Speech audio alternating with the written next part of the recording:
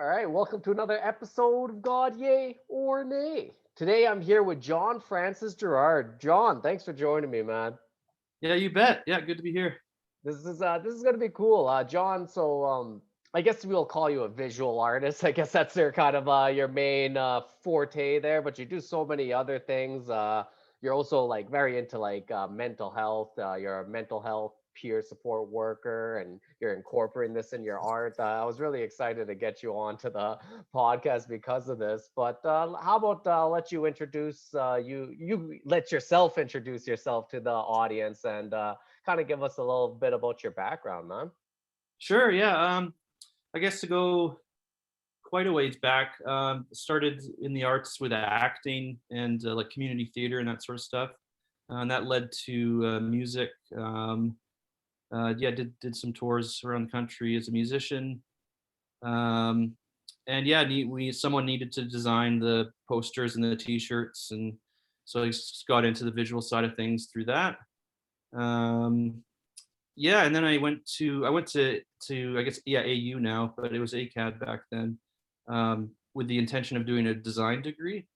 But I took one class with charcoal, and I just like fell in love with the big gestures on paper. So and ever since that, I've kind of been um, really interested in making images and in different sorts of ways. Yeah. Okay. Why do you think you fell in love with charcoal in particular? Um, I guess it's like for I like the speed of it. Like with paint, um, you make a mark and then you have to pick up more paint, and then you make a mark and then pick up more paint. Whereas like with well, and I guess I don't use so much charcoal now, but like with pen and like pastels, like you can keep going with a line without having to worry about, and the speed of it too. Like you can work in like a quicker way, which I like. I like to think that my work has a certain like energy to it, and I think yeah, the materials I use kind of facilitate that. Yeah, that makes sense because, like, I guess if you're not constantly stopping and going back and forth through the paint, it's kind of like you're almost in that flow and you kind of want to stay in that flow. Is that Yeah, correct? yeah, absolutely. Yeah, yeah. I like that a lot. And maybe could you tell us, like, what made you get into like being a mental health peer support worker? Yeah, I guess we yeah, through my own when I ended up leaving art school because I got quite sick um with my own mental health issues, and that kind of started off a journey to yeah, towards wellness and recovery. And once I yeah, I guess I wanted to be involved in helping people who are maybe earlier along in their struggles, and maybe and hopefully extend some of the wisdom that I've hopefully learned. Mm-hmm. Yeah. Hey, man. I can understand, and like the struggles are rough. So like you coming through your own journey as well, and then coming back and helping people. That's a very admirable thing to do. Oh, thank you, thank you. Yeah, I mean, with me, um like it's a doozy of a word, but like I've had quite extensive psychoses. And so I think in that realm of mental health, we still have such a long ways to go as far as destigmatizing it, and um, also just like educating people on what it is and what it isn't. Like psychosis isn't psychopathy. Like it has nothing to do with empathy or anything like that. I mean Mm-hmm. that's a whole kettle of fish there, but like whether there's ethical psychopaths and whatnot. But we don't have to get into that. But yeah, I feel strongly that it's important to extend, like, and peer support's all about extending your lived experience to kind of instill hope in other people. And I think Mm-hmm. like psychosis can be such a, well, I mean, it's not only the the the process of going through it's really tough, but then I think the aftermath, because you're kind of all of a sudden in this group, this kind of like highly otherized Yeah, hundred category, where percent. it's like so that can be its own struggle to get through. Yeah, and I think that label is psychosis, like that kind of has to be a pretty broad or vague label, isn't it? Yeah. I mean, there's different definitions. All of them kind of center around the idea of it being like a disconnect from reality, you know. But then that kind of begs the question, like, whose reality are you disconnected from? Like, is there like the reality, or you know, and how that kind of relates to spirituality is interesting, I think. Um, yeah, I mean, it's yeah. I feel like the psychosis question kind of leads you, in a way, you have to tackle the big questions when you the, it leads to bigger questions when you ask the psychosis question, because it's asking like the nature of truth and the nature of our experience and our perception, um, and also like, you know, how we get our information, like, you know, it's yeah. Yeah, that's a big one too. And Yeah. that's actually, and I remember I saw on one of your Instagram posts, and I hope people follow John on Instagram after this because he has like such valuable content that you put out there. So I really do love it. But you did say, I saw in one of your things you were talking about is like psychosis and like spirituality and the kind of the link between them. But I do know like a lot of indigenous cultures, they look at stuff like psychosis as what you were just kind of saying, like almost a signal to go deeper into your spirituality or maybe something like that. Like how do you kind of like look at that now since you kind of experienced this? Yeah, I guess it's kind of, for me, in a lot of ways, it's a semantic issue. Like, I don't think, like, I think, like, by definition, psychosis is wrong. Like, like, if you're saying something psychotic, you're saying it's wrong. So I think, and for me, things like spiritual things they're unfalsifiable in a lot of ways. They lack criteria to be right or wrong. They're just, you know, they're these subjective experiences. And I think, whether I know for like my own experiences with psychosis, like, I've had some like very um very profound moments within it. But for the majority of, but then, like, can I still call that psychosis? I'm not sure, because um the majority of, or what has been my psychosis, have been pretty like anti-spiritual in a lot of ways. Like, I like to think of spirituality as being kind of like a connectedness to like, in being more grounded in the real, Hmm. and like, and that may be a supernatural real, but it's still, you know, um whereas psychosis is a very isolating experience. Like, you have your own narrative, which is completely disconnected from what's going on, you know. um but there, I mean, I'm still in the early stages of figuring it out. It's a lot to think about. No, I wouldn't doubt it.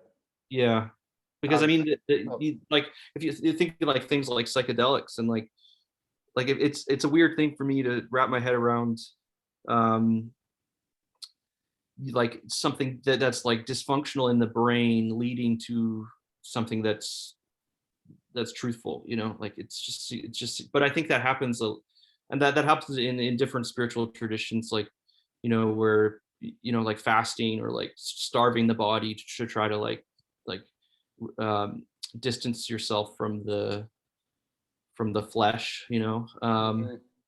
But yeah, like I said, I'm still working my way through it. Yeah. And like you were saying, spirituality, you kind of see it as more connectedness to reality or whatever you want to call it, right?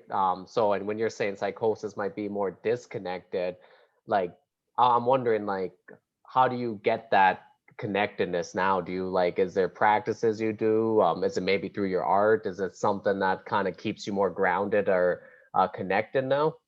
Yeah, I think, like, for me, you know, that sort of like dissolution of the ego, or that sort of like like bringing, like, I think, you know, moving yourself to the side so something else can be filled in. Mm, So, and I think that, whereas a lot of psychosis, it's like, well, like a delusion of grandeur. It's like it's me, you know, like.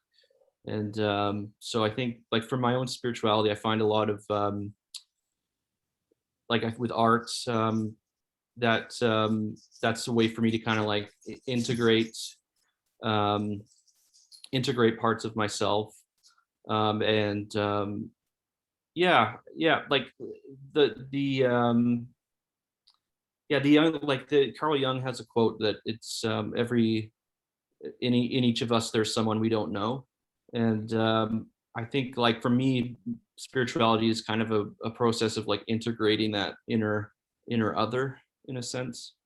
Okay. um that makes any No, sense? it makes a lot of sense, and I think I've had a lot of people on this podcast too talk about doing that kind of shadow work, which I think originated Mm, from Jung, right? And that yeah, is yeah. kind of incorporating parts of yourself that sometimes you don't even know, but Hmm. incorporate it into your larger self, whatever the heck that is, right? Hmm. Hmm. Yeah. Uh, no, I like that. Yeah, and like with your psychosis, how like was paranoia kind of a part of it? Because I saw you were writing a little bit about that as well. Yeah, absolutely. Yeah, paranoia is a big one. And again, that's another isolating thing where your narrative for your experience is just really, um yeah, it's like the brain kind of extrapolates in outlandish ways that are just, they feel very real, and it is your reality at the time. Mm, Um but I think going through those things has helped me just realize how unreliable our perception can be. And mm-hmm.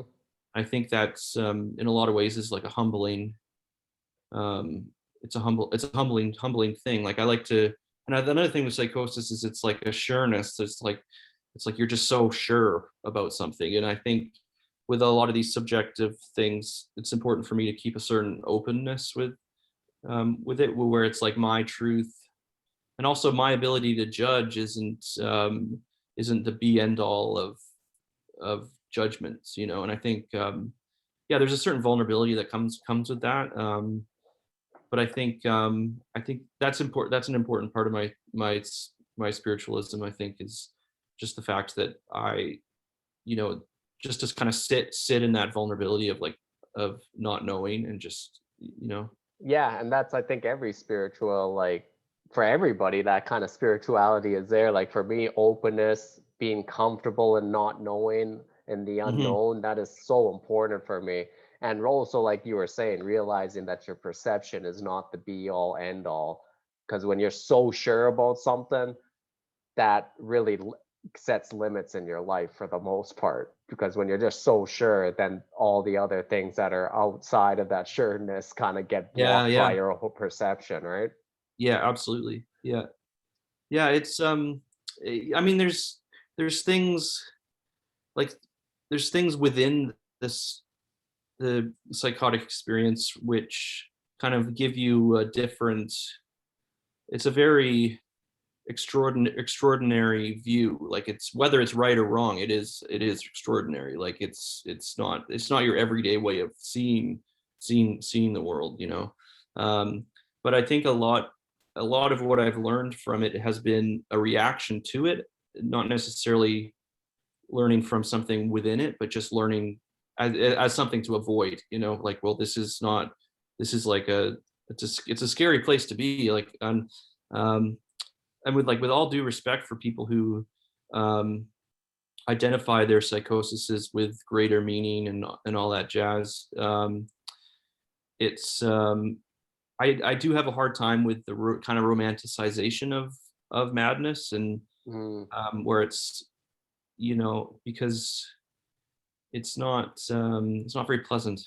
no, I yeah, no, I get that. Or it is really pleasant, and you're super elated, like a delusion of grandeur. You think, you're super, you feel godly, you feel saintly, but then when you come back to earth, it's incredibly embarrassing, because it's like, especially in our culture, where humility's to be expected in a lot of ways. And um but, like, I can only speak for myself. Like, maybe I'm like, I was raised in in like a Christian context. So that's bound to have informed all of my experiences Hmm. in some way or another, right? So I can only speak for myself. I'm just curious what's going on in the brain, really. Like if you like that would be really like if you had someone who was having like a very what to them is a very meaningful like spiritual experience, and then you had someone who is having like a very terrifying like paranoid experience, and like if that's the same thing in the brain, or if there's Hmm. like that's where I'm still trying to figure that out because That yeah. that's an interesting question. I hope Yeah. scientists are actually looking into that. That would be something cool to look at. One thing you did say there, though, you were talking about with paranoia, like that narrative that you kind of start getting that kind of disconnects you from the world.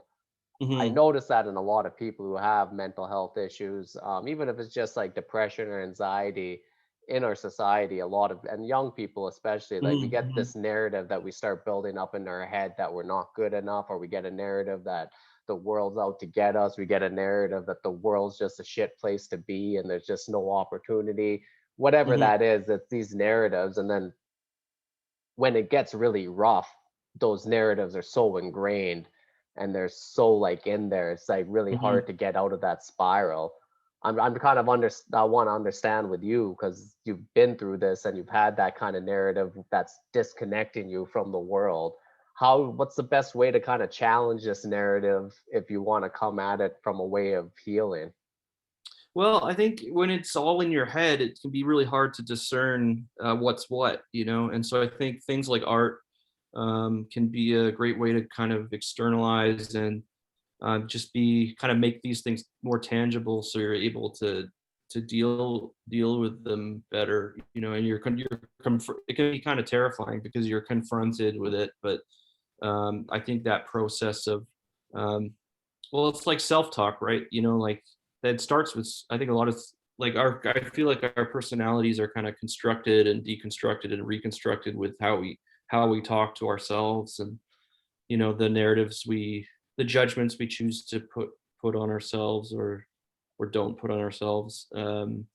But for me, like yeah, art has been really helpful for um just kind of going through things and um, you're recoloring them, I guess, too, like in certain experiences or attitudes where, and a lot of it comes, it's that sort of meta thinking where you're thinking about your thinking, you're stepping back and being like, well, what, like paranoia, like, okay, I have this thought.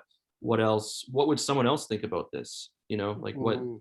what about what other options are there? Like, is this really? And I feel like that sort of stepping back is whether you do that just through journaling or um yeah, it's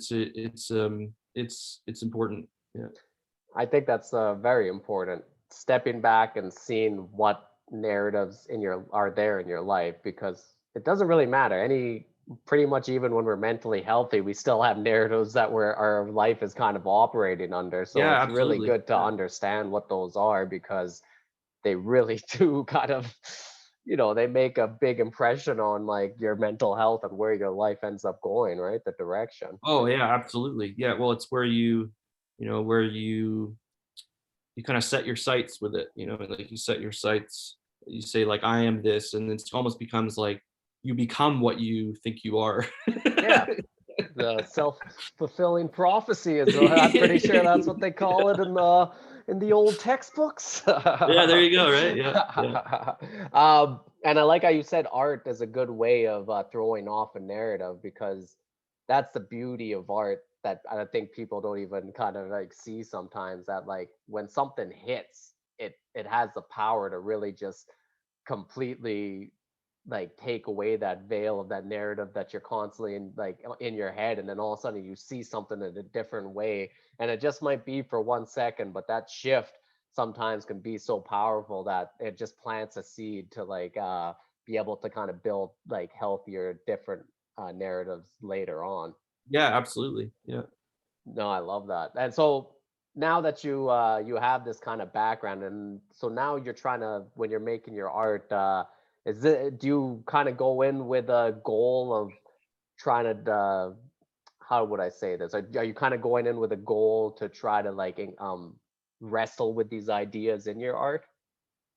Yeah, I mean, some pieces are more personal than others. Like I did one text-based work where I just like I called it self-portrait and positive memories, and I just could like tried looking back at where I looked back and just started writing down and yeah, I guess going through every from as earliest memories till I think I went to art school, but um yeah, yeah, like but some are less personal, like more kind of about the big issues like consciousness and free will is one of my favorite subjects. Like I think free will is um I'm just scratching the surface, I'm sure, but I'm fascinated, especially with how it relates to mental illness. And I think it can be a controversial thing to talk about, but Is it yeah. because how it relates to mental illness? Like, why would that be controversial with Well, I just think there's like you can have two extremes sometimes where it's like, it's there's that attitude where it's like, oh, just pull yourself up from your bootstraps, just do it. Like Mm, you have the power, you have the choice, you have and then there's the other side, which is like, well, there's all these other factors, like maybe it's trauma, maybe it's a situation you were raised in, so there's so much things out of your control, so it's like but I feel like there's a danger to embracing either side I because agree completely. you can't, I think once you and like going through peer support really was formative for me because it hinges on self-determination. Like it hinges on the idea that you have the power to improve your circumstance. But and that was hard for me to, because at that point I had a kind of a bleak a bleak look towards the question of free will, because I think, yeah, because it's tough to admit that you have choice because it makes you realize, or it opens up the door to shame and guilt because it opens up the door to reflecting on thi- you know decisions you've made in the past, or so I think, but there is a truth to the fact that we are, I like to look at like kind of like a card game where it's like we're dealt cards and we can't control what cards we're dealt, but we can, there is this like um there is this place where we decide what to do with the cards we're given, and like I said, I'm still scratching the surface on this one because it is. I mean, if you're dealt like you know like a really shitty hand, like it's hard to expect that person to, well, because there are cases of people who are dealt a really shitty hand who overcome them, Hmm. right? But then there's also people who don't, Hmm. and I think it's up to everyone to decide what's in and out of their control. So like, yeah, because we absolutely we do have the power to improve our circumstance, and but it's up to it's up I think it's up to the individual to, and I think as like friends and family we can kind of help people explore what's possible and what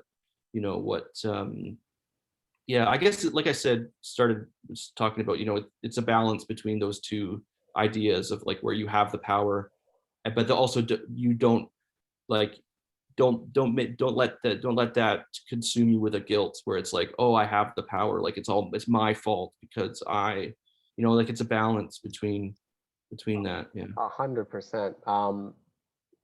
And like honestly, being doing this podcast for so long about like mental health and seeing so many people talk about it, it's very true because there is a part of it where you kind of have to have like a personal responsibility part of it where you kind of take like, hey, I can change it. Like it's a self-empowerment thing also, like just being able to say it. But there's also a part of like severe trauma and stuff like that that just Yeah, yeah. holds you back. And to even go and like say to somebody with that kind of trauma, like, no, you can get out of it, like that, those words sound so empty. And it's really Right. Yeah, man. it, It's tough. And like, I think it's almost like that manifest destiny stuff we were talking about earlier too, where it's like if I identify myself as a victim, like that's going to maybe influence my behavior. Like I may become more of a victim because I identify myself as a victim. Mm. Um, but it's also super toxic when and this happens all the time, especially I think in families where it's people don't understand, like, well, why can't you just not do that, or why can't you just do that, like, why, and well, it's like, don't assume what's easy for you is easy for someone else, like, Mhm. um and this may be um a little off what I'm saying, but it's like the golden rule, like, it's like, do unto others as you do to yourself, or whatever. But that's kind of flawed, because, like, don't assume what's good for you is what's good for someone else. Like, you don't, like, we're and I but then it, like, that brings me to thinking about, questions of, like, what, like, are we all so individual that we all have just our own frameworks that are only relevant to ourselves, or, like, but where's the overlap, like, what's Mm. kind of, what's positive for everyone, or what's feasible. I don't know, I'm No, thinking out loud here now, but this, yeah. yeah, yeah, but that's what an artist does, like these are the questions you're interested in, and like I love the grappling that you're doing, and how you want to like be able to grapple that and then put it in your artwork, which is like so cool. This is I try to do the same thing with like comedy as well. Like Oh, right on. yeah, Yeah. yeah, like I try to like tackle different ideas, and then I have these kind of conversations with you're doing. And like what I love what you're doing is like you're not taking a side, you're seeing both sides, and then tossing both of their best kind of arguments at each other, and then seeing that like, hey, the shit's more in the middle. Like, are you in, I don't know if you're into like Eastern philosophy at all, but even with what you were kind of saying, I kind of feel like a little bit of that yin yang kind of thing, where it's like you got two sides, but there's no real extreme. They're like kind of part of each other. Like they're both correct and they're both wrong at the same time. And that's kind of what like life is, kind of finding that balance with all of these things, right? Yeah, yeah, I think, like, paradoxes, I mean, like, a lot of those cones, or where it's like, you hear it and you're like, what? Like, Ha, ha, ha, ha, ha, ha, ha. Yeah, like, that's exactly. You're like, what are you talking about? like, so you're setting me up to fail by how you're wording this, but, like, uh, um yeah, no, I like, my partner Jen, she has a degree in religious studies and philosophy. And Okay. so a lot of, like, I'm heavily influenced by conversations I've had with her about these sorts of things. Um, but, like, yeah, as for my, like, I had someone make a comment. Um, I think it was this, yeah, recent post where they were curious as to how I could tie this in with non-dualism. And Hmm. so, I know a little bit about non-dualism, but I'm going to do a bit more research and kind of see.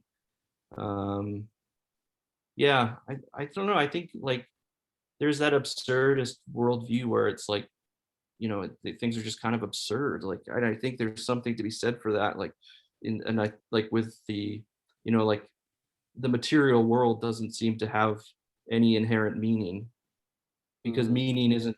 I don't think meaning is material. But then we have such a drive for meaning, and, like, so that's, like, to me, that's just so absurd. Like, I don't know, but it's like where we're all at. But yeah. It is absurd.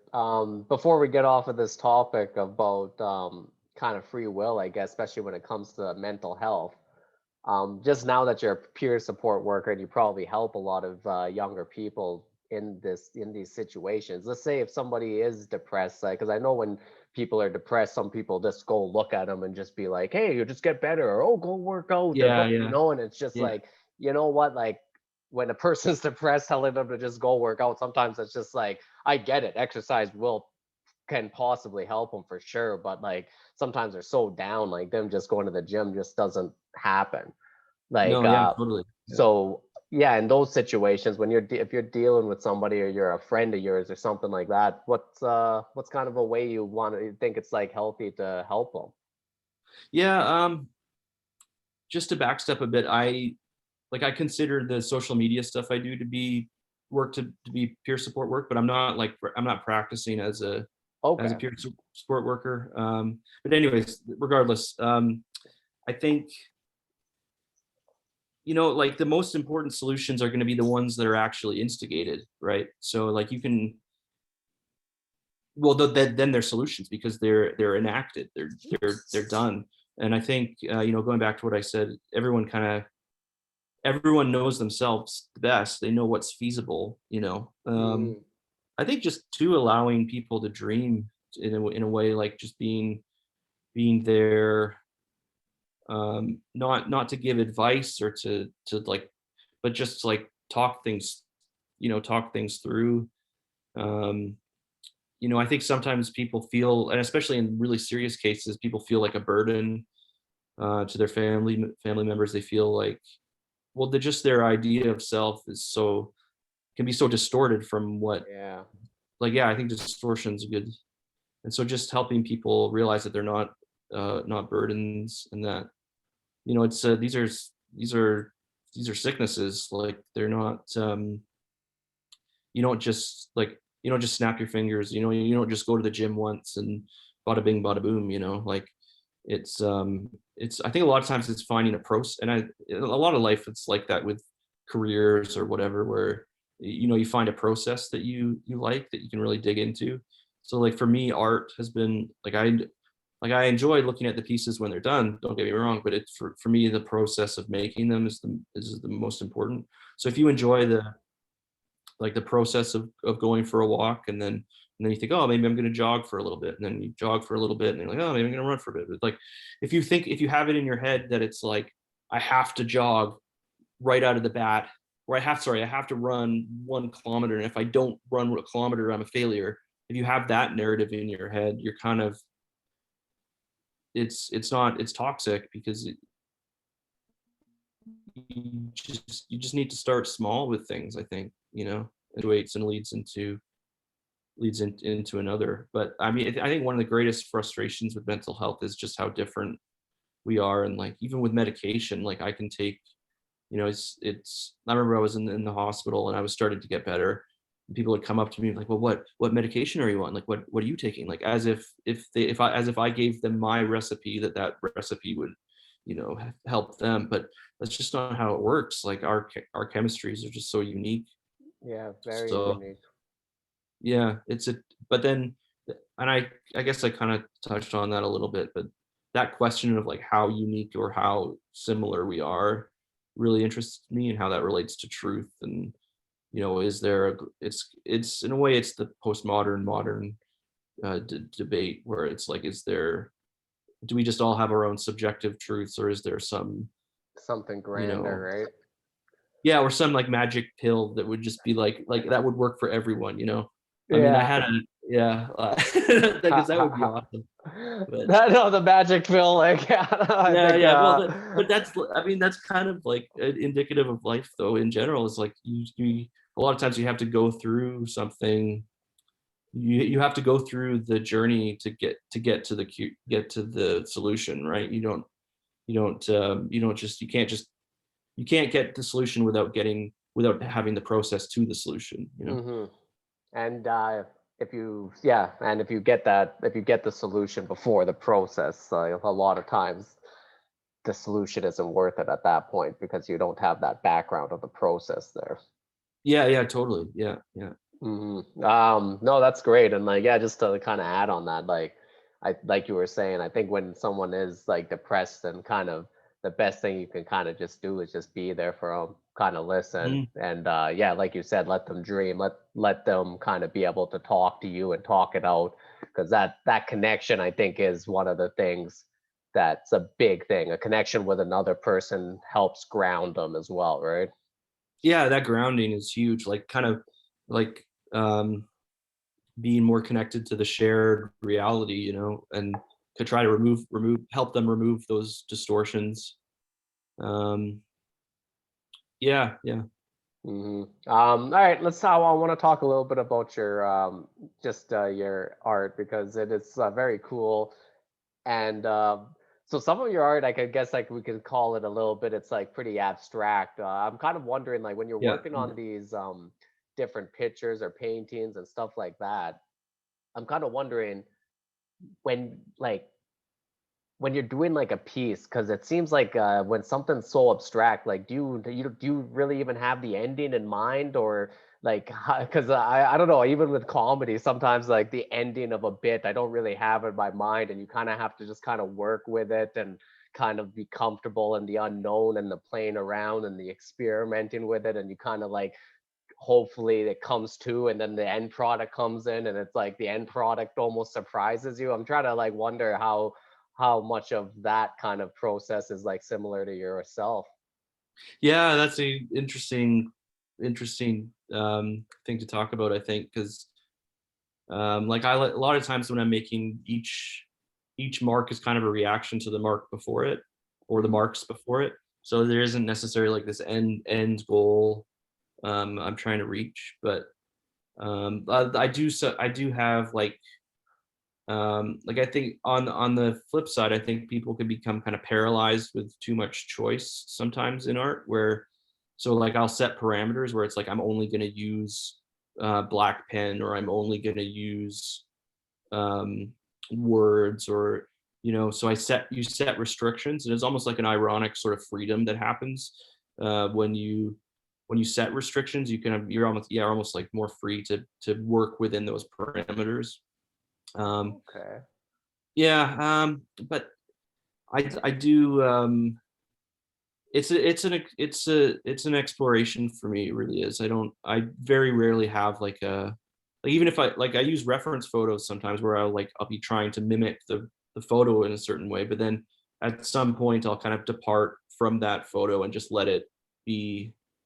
And it's like faces. I mean, like I've done a few portraits of where it's like I'm painting Jimi Hendrix, and this piece is going to look like Jimi Hendrix, but it can be kind of restrictive. What like I mean, it's bloody hard to do. I don't do many portraits like that because I find it very frustrating because but um, you also like if you tell yourself like this could be anyone, like this doesn't have to look like Jimi Hendrix. It can look whatever whatever it turns into. Then I think you kind of open the door for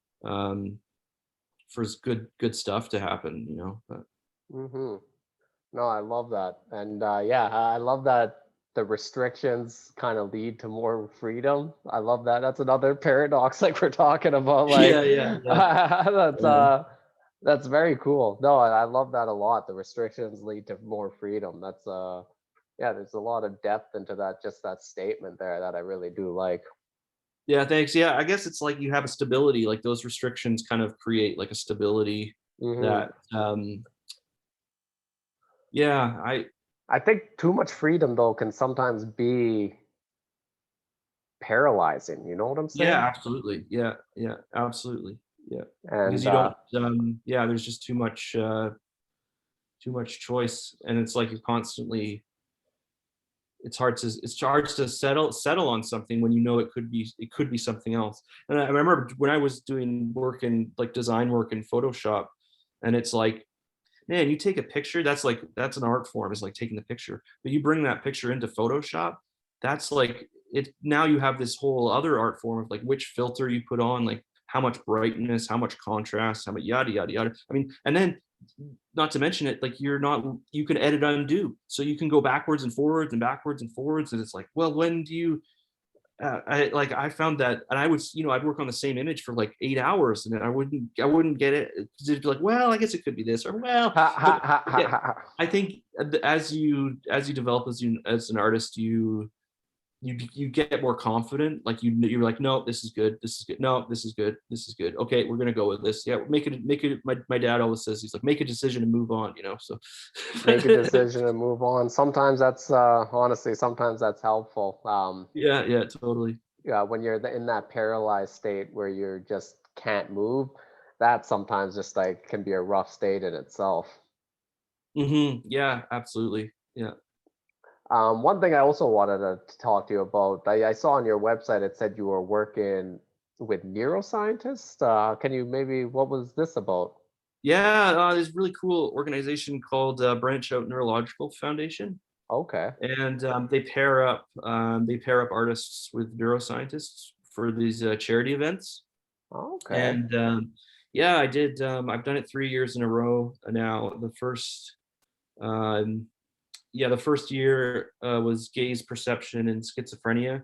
The scientists working on studying that. So that, like, when you hear schizophrenia, you usually think about the positive symptoms. So like a positive symptom is something that's like added to your personality. So like hallucinations, delusions, paranoia, yada yada yada.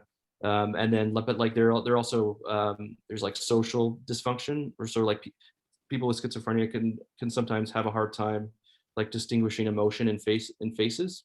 Okay. Yeah, so anyways, I did a piece based on that. Then the next year I did one on some sci-fi stuff.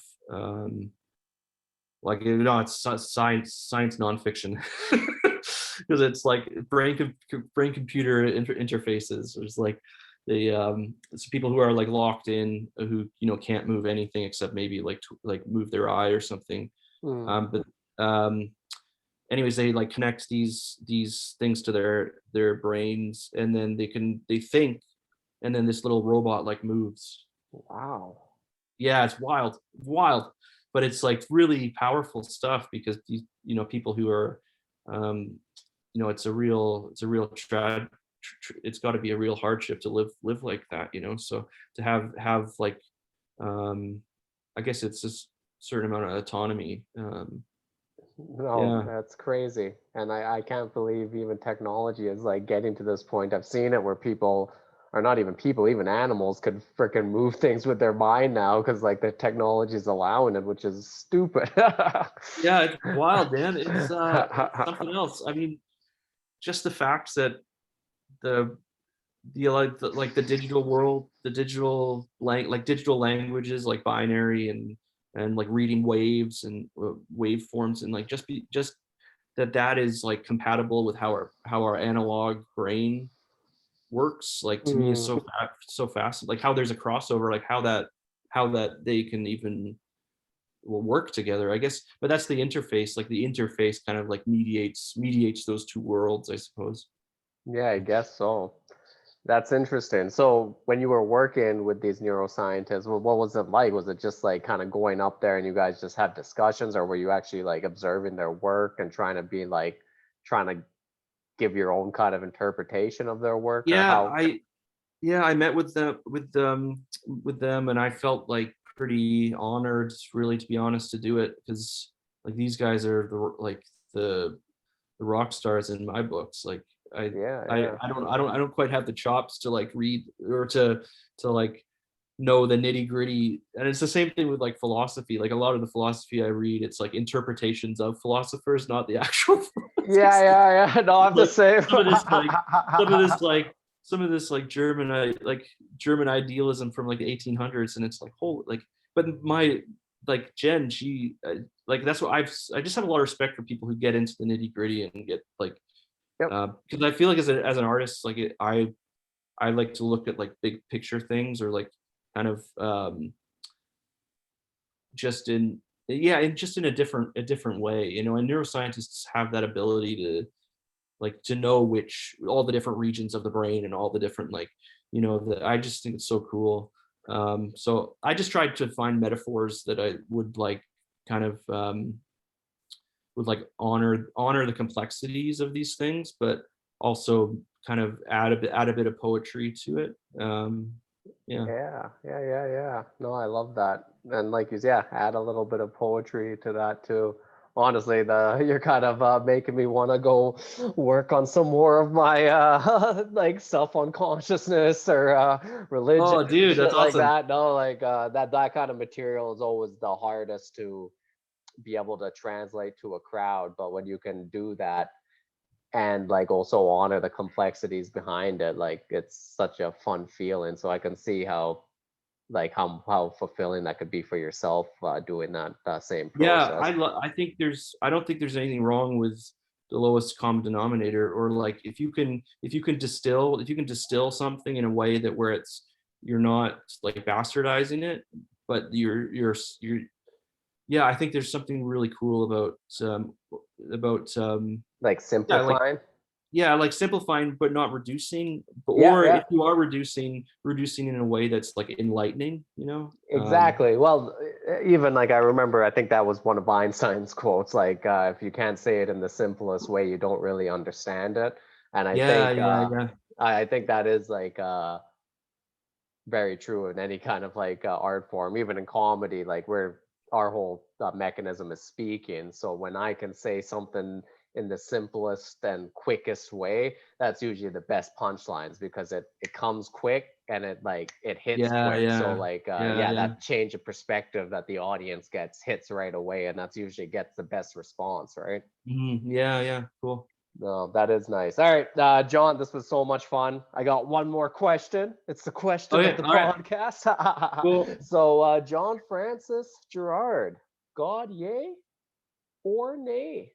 Oh,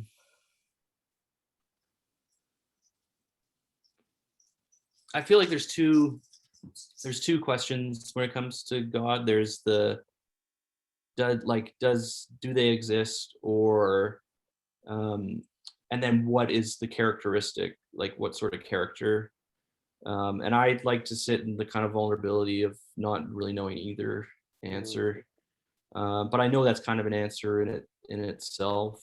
yeah, that's Like in a way I think, yeah, in a way I think there's like everything kind of needs to have some sort of cause or effect, or like cause and effect is a pretty inherent thing in life, you know. So but then if you extend that logic, it's like, okay, then who's the God of God, who's the God of God of God of God of God of God, and just hmm kind of yeah, snowball out of control there. So I don't think it makes sense either way. I think yeah, it doesn't make sense that there's something from nothing, but then doesn't make sense otherwise. So I'm still figuring that one out. Yeah, I'll say it depends on the day. It it depends depends on on the day. how It yeah, depends on, yeah. yeah, if I were what side of the bed I woke up on. Yeah, yeah, yeah, yeah. Oh man, John, such a fun conversation. I really, really enjoyed it. Please let my audience know where they can get a hold of you. If you have an audience, please follow them on Instagram. I'll toss that in the podcast description as well. It's a great follow. And anything else you want to promote, please let them know right now. Yeah, yeah, follow me on Instagram. Feel free to send a message. I love engaging. Yeah, with anything really. It helps me figure out my own ideas. So yeah, my website johnfgerrard.com. My book should be, well, I'm not sure. It will come out at some point, but as to the whens, I'm not too sure. But yeah, Yeah, and the keep an eye name of out for your that. book, I love We Make Clocks, Not Time. Very cool. Thank you very much. Thank All you. right, thanks, John. Okay, take care, dude.